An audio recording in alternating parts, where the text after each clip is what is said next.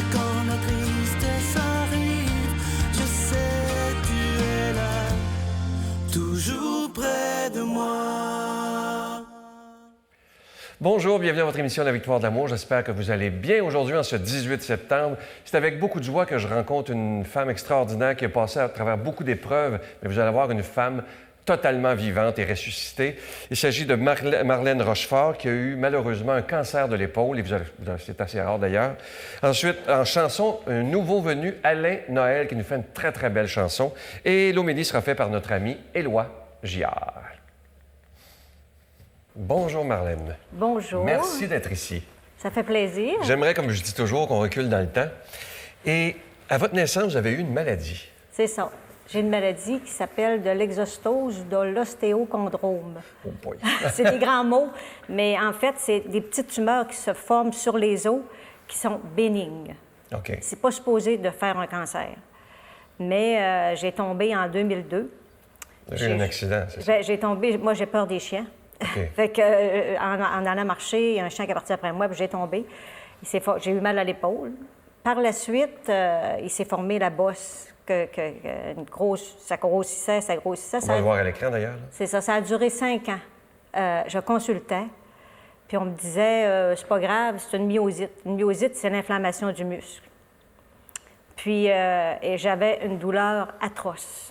Ce qui me tenait, parce que moi, j'étais coiffeuse de profession, ça paraissait pas. Je coiffais, je gardais ma douleur en silence. Je dormais, si je pouvais dormir 2-3 heures d'affilée, c'était une victoire pour moi. Et puis, j'avais même pas la force de prier, mais je fréquentais le monastère de la Croix-Glorieuse à Sainte-Agnès, en Charlevoix, ça depuis au moins une vingtaine d'années. Puis tout ce qui me tenait, c'est, je disais, toi seul, Jésus, tu peux comprendre cette souffrance. Ça m'émeut encore parce que, je veux dire, ça remonte, il y a beaucoup de souvenirs qui même à certains moments donnés, je disais, tu sais, je vais continuer de vivre tout le temps avec cette douleur. Puis en plus, il me disait que c'était pas grave. En plus? En plus. Puis ma sœur, puis mon mari, c'est ça, ma sœur Nathalie travaille à l'Hôtel-Dieu de Québec. Puis elle a rencontré un orthopédiste de même dans le passage. Elle dit, il était habillé en salle d'opération pour aller opérer. Puis elle lui a parlé de ça. Elle dit, ma sœur, elle a une grosse bosse. Puis il dit, je veux la voir tout de suite parce qu'il dit, j'aime pas ça. Elle dit, ils disent que c'est une myosite. Puis il dit, non, il dit, j'aime pas ça. Fait qu'elle dit, elle a mis le petit papier avec mon numéro de téléphone dans sa poche. J'ai dit, mon Dieu, je sais pas ce que ça va se rendre, mais en tout cas. Le lendemain, la secrétaire me téléphonait. J'ai passé les examens d'usage. Puis là, il m'a téléphoné chez moi. Mon salon de coiffure était plein de monde. J'avais mon salon chez moi. Puis c'est sûr qu'il ne voulait pas me le dire au téléphone, mais je posais des questions. J'ai dit, est-ce que c'est un cancer? Il m'a dit oui. J'ai dit, est-ce que ça s'opère? Il dit, ça dépend si les os et les poumons sont atteints. Oh là là. Fait que là, il fallait que je repasse d'autres examens. Il dit, tu vas remonter, passer 2-3 jours d'examen. Alors, là, mon mari était au bureau, il est venu me rejoindre, bien entendu, puis écoute, c'était la crise de l'âme, bien sûr. Tu sais, mon mari, lui, explique ça, il dit comme si on me sciait en deux, tu sais, Fait que mon mari, lui, a eu une tumeur au cerveau en 99. J'avais été... Fait qu'il dit, on va se tourner vers ce qu'on a de plus précieux, la foi. Fait qu'on est allé au monastère presque tous les jours cette semaine-là. Même si j'allais à Québec, je redescendais, puis on allait au monastère, puis on rencontrait le prêtre qui est là. Puis il disait, je prie, puis on va continuer de prier. Puis la veille de l'opération, le prêtre m'a béni, puis en m'imposant les mains, il a dit, Seigneur, guide les mains du chirurgien. Parce que quand j'ai rencontré le chirurgien, il me dit, j'ai 2 nouvelles, une bonne puis une pas bonne. Il dit, la bonne, c'est qu'au moins les os et les poumons ne sont pas atteints. Mais la pas bonne, je devrais probablement t'amputer. Couper le bras. Couper le bras. Puis il savait que, tu sais, la tumeur était vraiment grosse. Fait qu'il savait que c'était pas juste, c'était tout le bras complet. Fait que là, ben, j'avais pas le choix. Il a fallu que je signe tous les papiers parce que c'était ça, une question de vie ou ça, ou oui. Alors, j'ai signé les papiers et tout. Puis c'est ça, la veille de l'opération, comme je disais, le prêtre m'a béni, puis vraiment, il dit, demain, c'est la fête des anges. Puis il dit, ils vont veiller. On va tout envoyer nos anges, les moines et tout. Ils vont veiller sur toi. Mais il était environ 7 heures le matin, puis c'est quelque chose qui n'est pas explicable, ce que j'ai vécu. Parce qu'il n'y a pas de mots, il n'y a pas d'image, il n'y a pas rien pour expliquer ça. C'est une grâce que j'ai reçue parce que j'étais face à un mur. Je ne savais pas qu'est-ce qui allait m'arriver. Parce qu'il m'avait dit, le médecin, je dois faire une opération parfaite. Parce que ce qu'il y a, c'est un chondrosarcome, c'est un cancer qui est très rare. Lui, il avait déjà vu ça quand il avait été faire son stage aux États-Unis, dans une hanche. Puis il dit, ce qu'il y a dans la tumeur, là, c'est tellement agressif, je ferais une petite incision dans le bras de n'importe qui, puis je mettrais de ça dans ce qu'il y a dans la tumeur, puis ça développe un cancer non traitable instantané. Et là là. Fait qu'il dit, je devrais faire une opération parfaite. Parce que moi, c'est sûr, quand je me suis réveillée, je touchais voir si j'avais mon bras, parce que c'était ça qui m'inquiétait. J'avais mon bras, puis le médecin expliquait, il dit, j'ai réussi à y garder son bras. Ça va y faire un outil, c'est sûr qu'il ne bougera plus. Même les doigts, il n'était plus supposé, parce qu'ils ont enlevé clavicule, trapèze, une partie de l'omoplate. Le muscle deltoïde a été sectionné. Fait que moi, j'explique ça, c'est comme un panneau d'armoire qui n'a plus de peinture, là. Il n'y a plus rien, là. Fait que, il dit, j'ai réussi à y garder son bras, mais c'est sûr que ça ne bougera plus.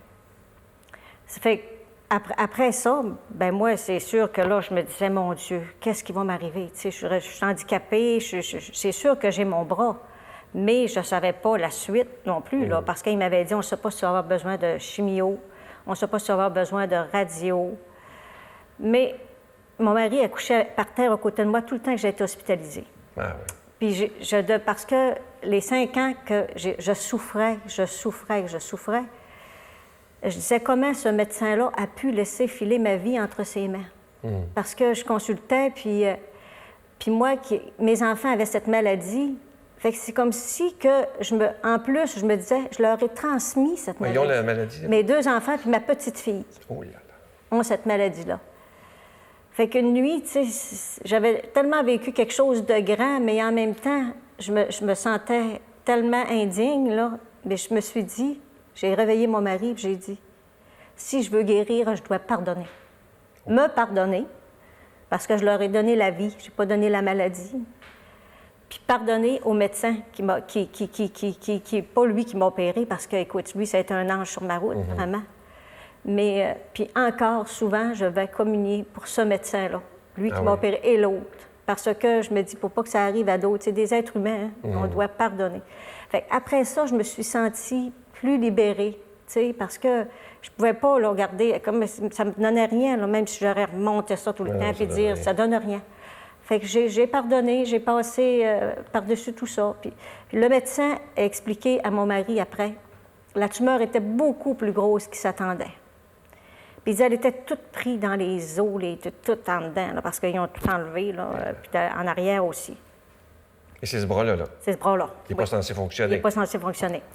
Et puis, puis c'est ça qu'il disait à mon mari. Je n'étais pas capable la tumeur était toute comme prise. L'opération a duré 10 heures. Il y était 2 chirurgiens.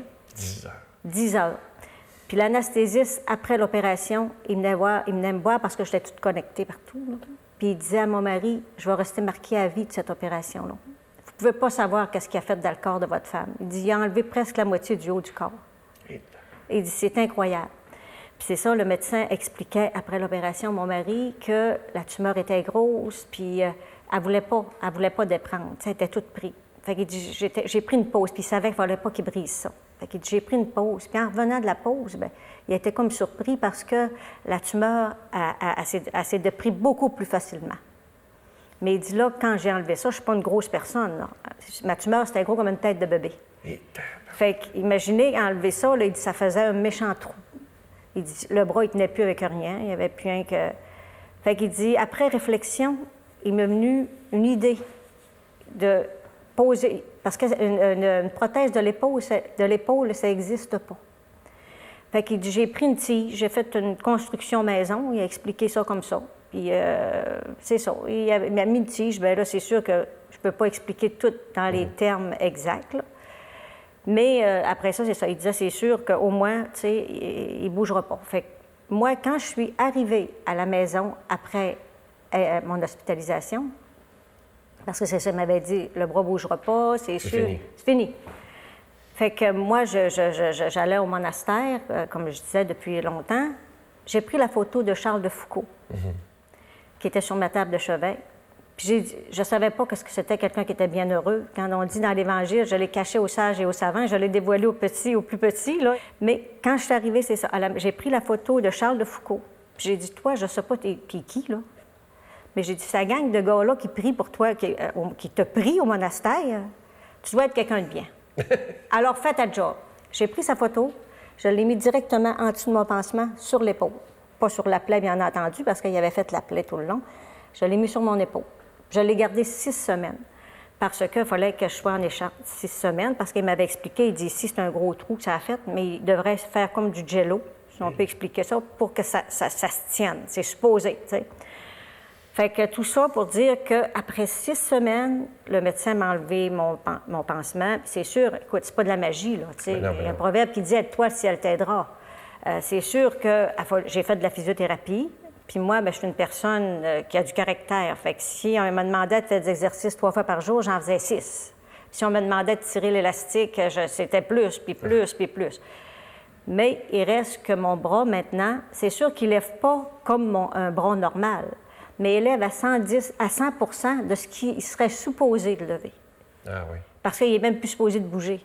Fait que, moi, écoute, c'est... Et qu'est-ce qu'il dit le médecin de ça? C'est quand même assez miraculeux, là. Bien, c'est sûr que c'est quelque chose, oui, parce qu'il fait toujours venir des stagiaires, me filmer pour enseigner, comme de quoi que... il y a des choses, parfois, qui sont inexplicables.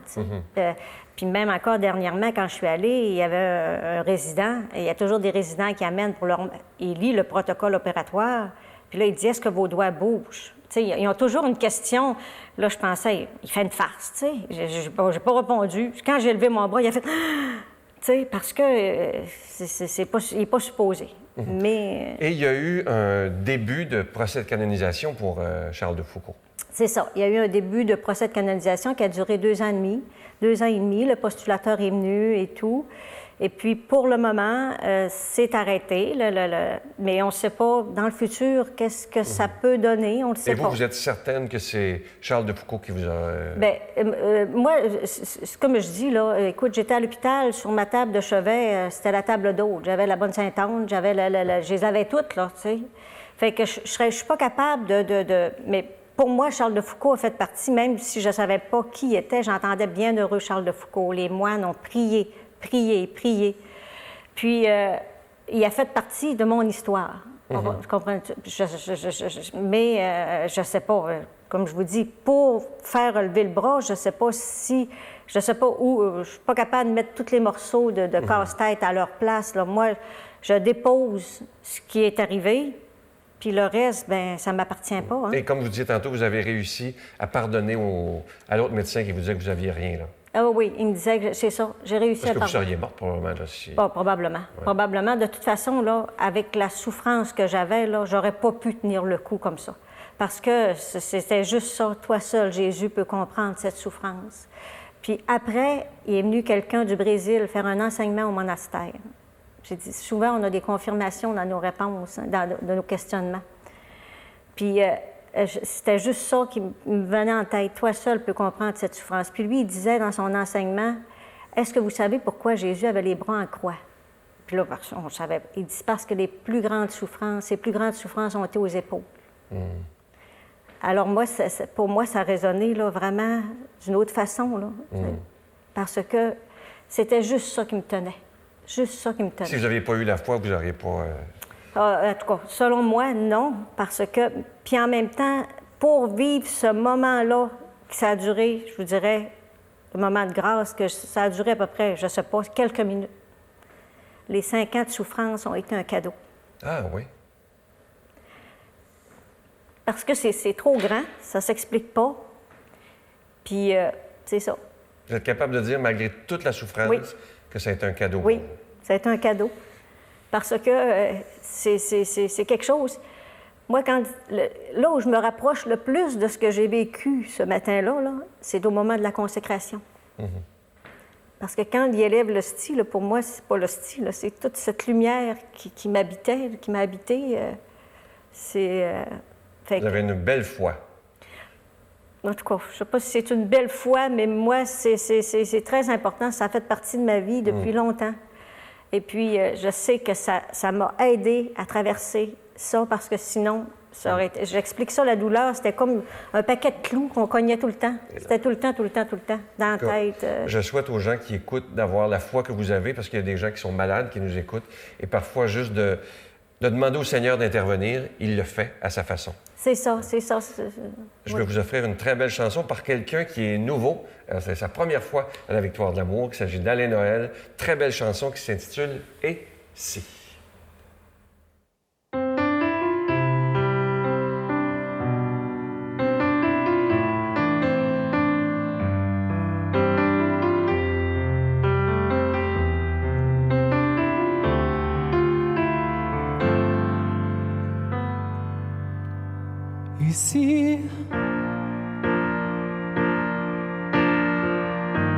Et si un jour venait,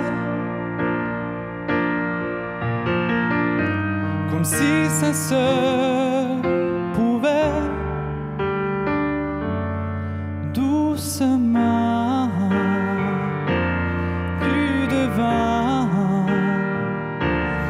l'un pour l'autre.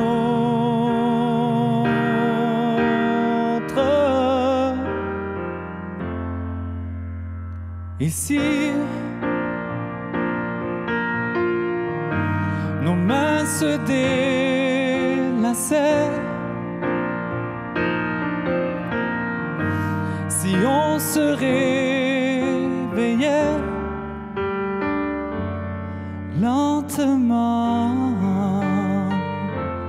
différents l'un de l'autre.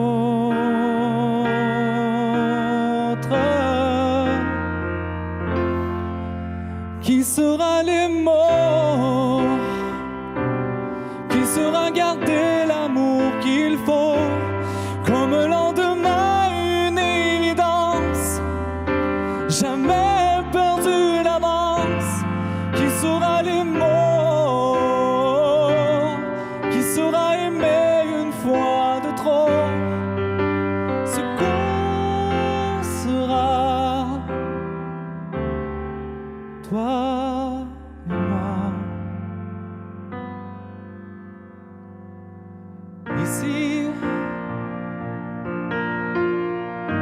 Et si on devenait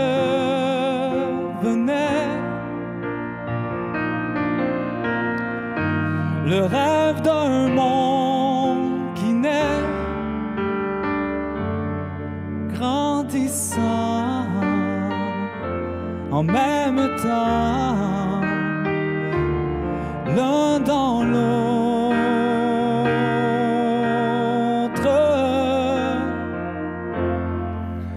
Qui saura les mots? Qui saura garder l'amour qu'il faut? Comme le lendemain, une évidence, jamais perdu d'avance. Qui saura les mots? Qui saura aimer une fois de trop?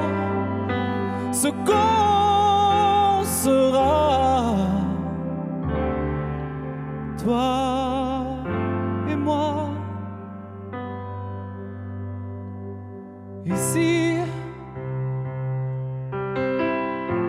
Et si les mots pouvaient,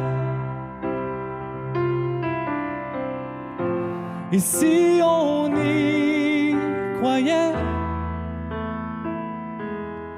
simplement.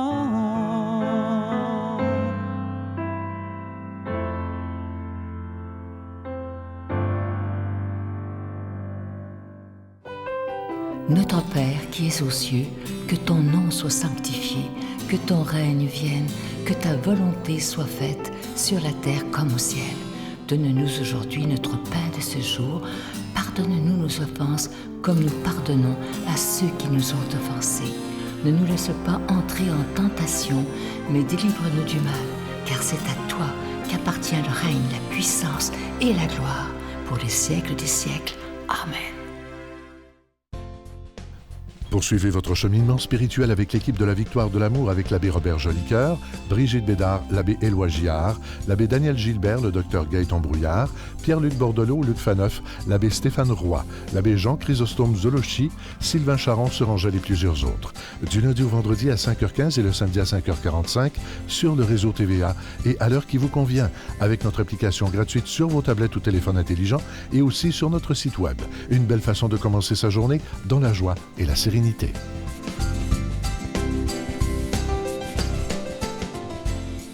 Tellement heureux de vous parler de ce beau cadeau du mois. J'en reviens pas comment il est beau et original. Surtout, il s'agit du bracelet chapelet en bois d'olivier authentique. Et vous allez voir au bout du bracelet, d'un côté, c'est une petite croix ornée de zircon. De l'autre côté, la clé de Saint-Pierre. Et évidemment, ce bracelet chapelet, il est déjà béni. Vous allez voir notre amie Brigitte qui prit le chapelet et ensuite, tout simplement, le chapelet devient un bracelet. Puis ça tient bien par-dessus. C'est vraiment fait pour ça. C'est d'une grande, grande originalité. Je vous rappelle que c'est en bois d'olivier. Et le bois d'olivier a plein de symboles pour la vie spirituelle qui sont les suivants. La longévité, l'espérance, la paix, réconciliation, la victoire, la force et la fidélité. Je vous rappelle que c'est avec un don de 25 $. Si vous en voulez deux, avec un don de 40 $, je vous donne l'adresse. La Victoire de l'amour, casier postal 120, succursale Boucherville à Boucherville, le J4B 5E6, je vous la redonne. La Victoire de l'amour, casier postal 120, succursale Boucherville à Boucherville, le J4B 5E6. Également par téléphone, par carte de crédit, du lundi au vendredi de 8h30 à 16h30 dans le 514-523. 4433 523 4433 ou sans frais, le 1-888-811-9291, 1-888-811-9291 et aussi sur notre site Internet, le www.lavictoiredelamour.org. Alors, je vous rappelle ce beau cadeau du mois qui est vraiment très original. Et je vous le dis, c'est autant pour les jeunes, les moins jeunes, les hommes, les femmes. C'est vraiment les gens qui vont voir avec ça vont dire, mais c'est quoi ça? Parce que c'est vraiment d'une belle originalité. Et moi, je veux vous dire merci de tout cœur de votre grande générosité et merci aussi d'une chose qui est la plus importante, votre prière soutenue. Mon Dieu, donnez-moi la sérénité d'accepter les choses que je ne peux changer, le courage de changer les choses que je peux et la sagesse d'en connaître la différence. Amen.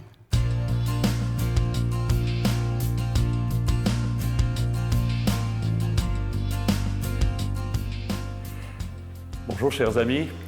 Alors, c'est un témoignage percutant que nous a offert Mme Rochefort, impressionnant, ce qui peut arriver et qui ne dépend pas de nous, ou enfin, dont on sent que ça vient d'au-delà de nous. On parle de miracle dans son cas. Alors, souhaitons que le miracle se poursuive à travers la parole de Dieu pour nous aujourd'hui. Parole difficile d'ailleurs. Dans Luc, dans l'Évangile de Luc, Jésus disait: « Celui qui est digne de confiance dans la moindre chose est digne de confiance aussi dans une grande. Celui qui est malhonnête dans la moindre chose est malhonnête aussi dans une grande. Si donc vous n'avez pas été digne de confiance pour l'argent malhonnête, qui vous confiera le bien véritable? Et si, pour ce qui est à autrui, vous n'avez pas été digne de confiance, ce qui vous revient, qui vous le donnera? Aucun domestique ne peut servir deux maîtres, ou bien il haïra l'un et aimera l'autre, ou bien il s'attachera à l'un et méprisera l'autre. Vous ne pouvez pas servir à la fois Dieu et l'argent. » Permettez-moi de commencer par un rêve que j'ai fait il n'y a pas très longtemps. Figurez-vous donc que j'ai rêvé que nous étions toute l'équipe de la Victoire de l'amour dans une maison pour travailler puis pour des enregistrements, et il y a eu une fuite de gaz et pouf, la maison a sauté. Voilà toute l'équipe de la Victoire qui se ramasse aux portes du ciel, figurez-vous donc. Et là, on se regarde tous, et qui va passer le premier? Bon, on aurait pensé que Sylvain nous aurait traînés, mais non, il souhaitait que ce soit peut-être Éloi, parce qu'Éloi est plus gros, il va faire plus d'espace en passant. Ah, Brigitte, pas sûr. Pierre-Luc, il parle si facilement. Ah ouais, Éloi, ouais, vas-y. Bon, je vais y aller, gang de peureux. Vous n'avez pas compris encore que Dieu, la seule façon de juger qu'il a pour nous, c'est de nous sauver. Vous n'avez pas compris ça? Alors j'entre. Éloi, Giard, ah, c'est toi? Ah oui, tu faisais ton smat à la TV puis à l'église, là, mais dans ta vie, c'était peut-être pas toujours aussi beau. Mais tu sais comment je t'aime, tu vas entrer. Mais tu vois la salle, là, va jusque dans le fond complètement. Tu vois-tu, là, il y a une porte, on la voit à peine, il y a une poubelle juste l'autre bord, là. Va t'asseoir derrière la poubelle, ça va être ta place. Très bien, Seigneur. Je suis tellement content d'être dans ton royaume. Et là, je vous ai regardé rentrer tout le monde. Je ne pensais pas que vous étiez si fin que ça. Vous aviez toutes des belles places, bien situées. Et tout le monde était content de son sort. Quand le Seigneur a eu fini de placer tout son monde, qu'est-ce qu'il a fait, vous pensez?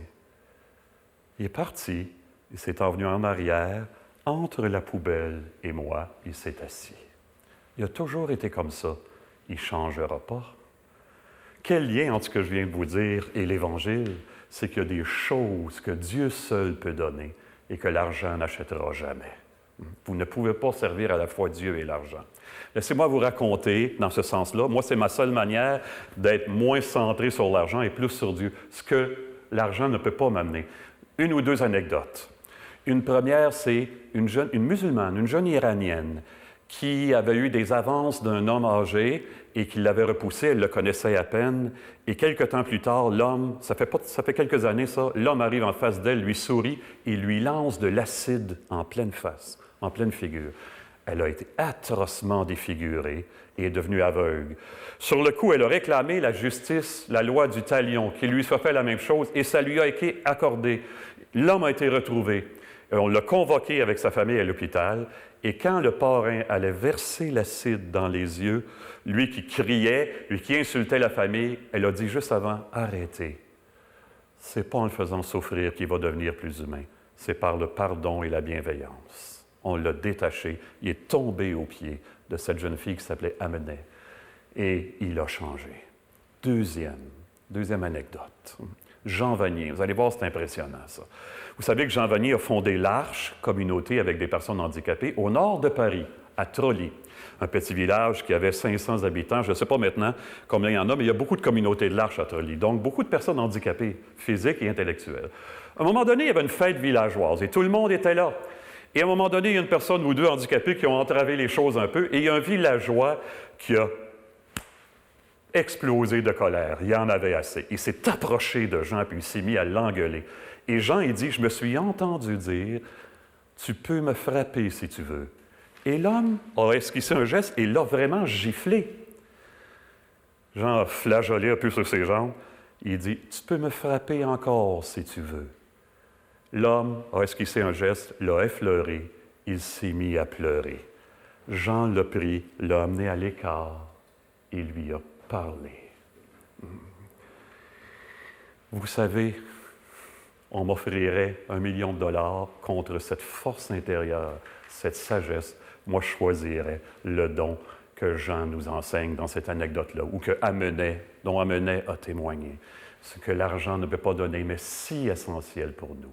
Que Dieu nous l'accorde dans sa bénédiction aujourd'hui encore, lui qui est Père, Fils et Esprit Saint. Amen. Bonne vie, bonne journée tout le monde. Je vous salue Marie, pleine de grâce. Le Seigneur est avec vous. Vous êtes bénie entre toutes les femmes, et Jésus, le fruit de vos entrailles, est béni. Sainte Marie, Mère de Dieu, priez pour nous pauvres pécheurs, maintenant et à l'heure de notre mort. Amen.